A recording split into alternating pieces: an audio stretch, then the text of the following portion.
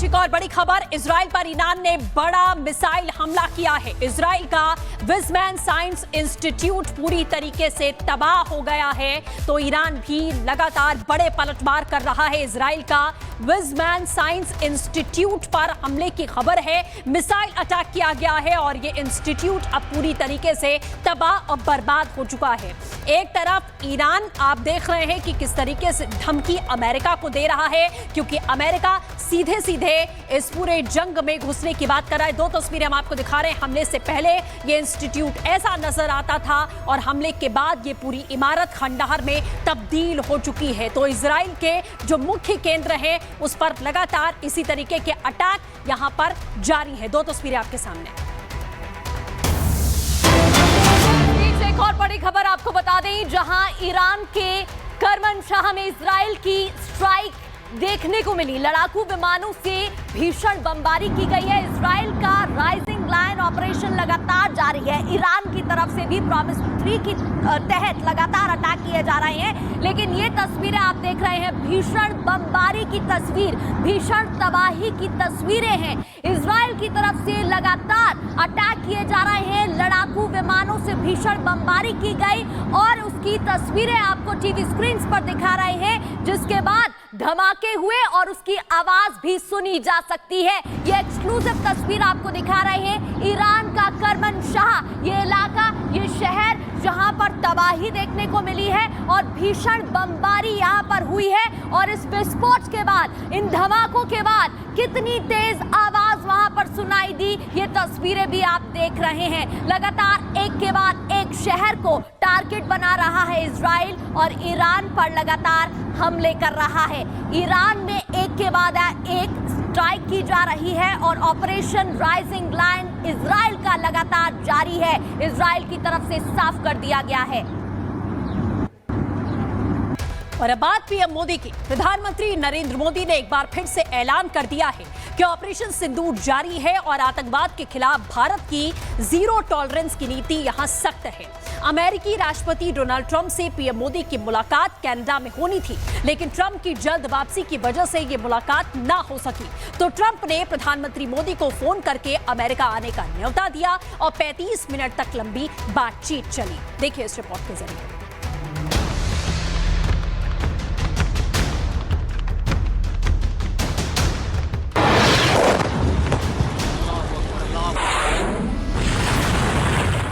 Operation सिंदूर से भारत अब 1 inch भी पीछे हटने वाला नहीं। प्रधानमंत्री मोदी ने अपने दोस्त अमेरिकी राष्ट्रपति डोनाल्ड ट्रंप को साफ साफ कह दिया कि आतंकी गोली का जवाब गोले से दिया जाएगा। मोदी ट्रंप के बीच फोन पर हुई बात, 35 मिनट तक चली बातचीत। विदेश मंत्रालय ने दी जानकारी। दोनों लीडर्स की फोन पर बात हुई। बातचीत लगभग 35 मिनट चली। प्रधानमंत्री मोदी ने राष्ट्रपति ट्रंप को भारत यात्रा का निमंत्रण दिया। राष्ट्रपति ट्रंप ने निमंत्रण स्वीकार करते हुए कहा कि वे भारत आने के लिए उत्सुक हैं। मोदी और ट्रंप के बीच गहरी दोस्ती है, ये पूरी दुनिया जानती है। लेकिन इस बार पीएम मोदी ने ट्रंप को 2 टूक सुनाई।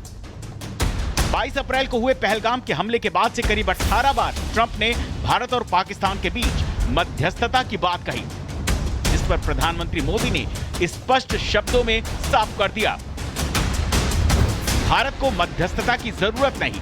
भारत किसी भी मध्यस्थता को स्वीकार नहीं करता। पाक की अपील पर सीज फायर किया गया।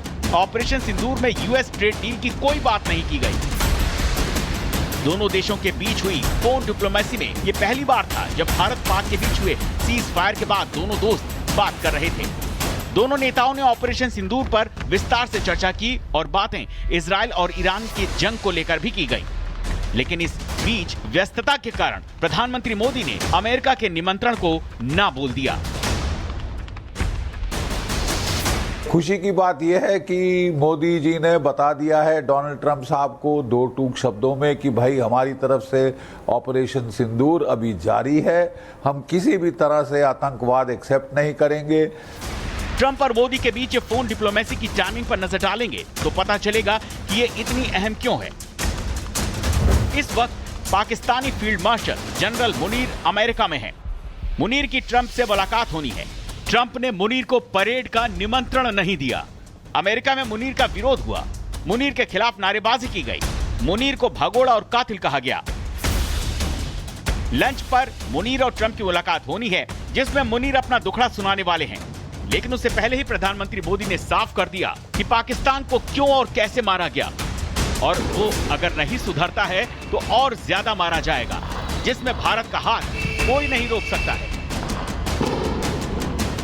Bureau report, Republic Bharat.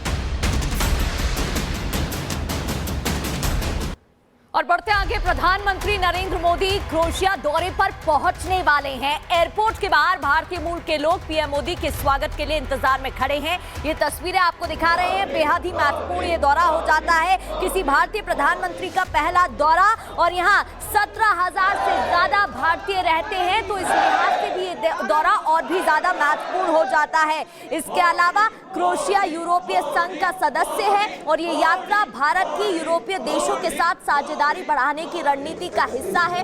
आर्थिक सहयोग और निवेश, व्यापार, तकनीक, फार्मा, आईटी और पर्यटक जैसे क्षेत्रों में इस दौरे के बाद बातचीत हो सकती है और सहयोग की उम्मीद है। संरक्षण और समुद्री सहयोग पर भी बातचीत हो सकती है। ये दो तस्वीरें टीवी स्क्रीन पर आप देख रहे हैं, जहां प्रधानमंत्री नरेंद्र मोदी के स्वागत की तैयारी की जा रही है। हाथों में पोस्टर लिए भारतीय मूल के निवासी वहां पर खड़े हैं। मोदी जी के देखने के लिए ये संदेश देने के लिए मेरे को बहुत लकीली फील हो रहा है क्योंकि मोदी जी बहुत कुछ किया, ऑपरेशन सिंदूर और वंदे भारत और बहुत कुछ, आर्टिकल 370 वो, इसलिए मैं बहुत खुश था। भारत का प्रतिनिधित्व करने वाले माननीय नरेंद्र मोदी जी ने जो देश को उन्नति और तरक्की की राह पर ले जाकर के दुनिया के अंदर एक पहचान बनाई है, उस पहचान का हर एक आदमी को ज्ञात है कि भारत आज विश्व गुरु बनने जा रहा है। और भारत का प्रतिनिधित्व करने वाले प्रधानमंत्री अगर ऐसे देश के अंदर आते हैं जहां तक आज तक कोई भी प्रधानमंत्री नहीं पहुंचा है, तो हमारे लिए वाकई में बड़े सौभाग्य की बात है। हम सारी आ गई यहाँ प्रधानमंत्री मोदी जी का स्वागत करने को, और हम बहुत खुश हैं। ये बहुत बड़ी बात है, सिर्फ हमारे लोगों के लिए नहीं लेकिन पूरे देश के लिए। और जी, हम बस इंतज़ार कर रही है। अभी हम सिर्फ बोलना चाहते कि हमें बहुत खुशी है, बहुत गर्व की बात है, इसीलिए मतलब यहाँ आने के लिए बहुत fortunate, very lucky. For so many years I been waiting for this chance to meet. बहुत ऑनर्ड है हम प्रधानमंत्री आने के लिए, और हम यहाँ आ गए उनका स्वागत करने के लिए। हम उनको कहना चाहते हैं कि हम हिंदी पढ़ते हैं जागरेब विश्वविद्यालय में, हिंदोलॉजी डिपार्टमेंट में हम छात्र हैं, और हमें बहुत अच्छा लगा उनका स्वागत करना। मैं बहुत खुशी हूँ और सब कुछ बहुत प्राउड और ऑनर्ड है। जी से अनुग्रह मांगते हैं। जय मोदी, जय मोदी है तो सब कुछ मुमकिन है। जय महाभारत, वंदे मातरम, महामोदी महामोदी।